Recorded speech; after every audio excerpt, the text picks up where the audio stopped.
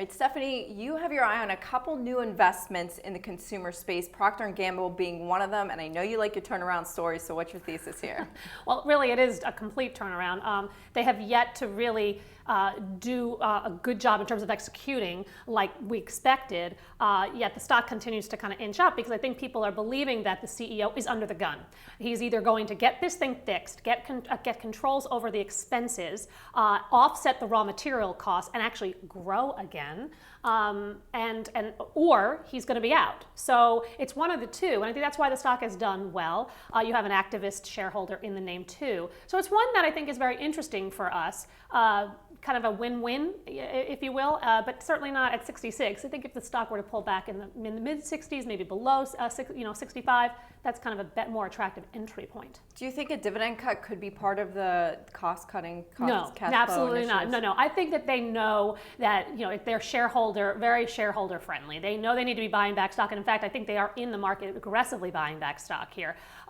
Whether it's a good price to buy back, it's a different question. But I think that the dividend also is very important to this management team, and so I do not think that's going to be the case. I think they're going to streamline some businesses. I think they're going to make some management changes in some of their divisions, particularly personal care. But I think that they need to expand internationally in emerging markets. What's a big difference between them and Unilever? Unilever is already 50% in emerging markets, and they're growing to 70% by 2020.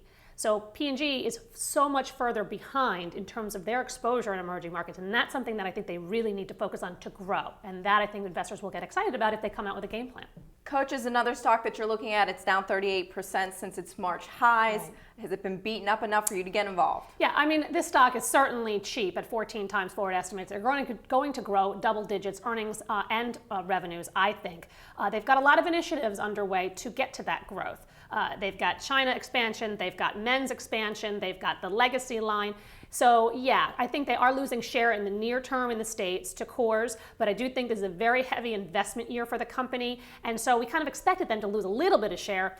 Now, North America was not good in terms of their results by any stretch, but I do think the company's going to get that right, and I do think, again, you've got these other things that are going on that makes the story very attractive for the long term. Now, you mentioned North America wasn't good. Part of that was the factory outlet where Right. they took away some discounts. They put them back in, and it seems like things are getting back off the ground there. But is it a concern that something like this could happen again? They could make the wrong decision. Oh, certainly. I mean, that's why retail, especially the specialty names, are kind of volatile. But I would say that this company has a very good track record of executing and delivering. And I think it was one quarter, it was a mess up. Again, I think that they are working on other initiatives to kind of help balance the story a bit.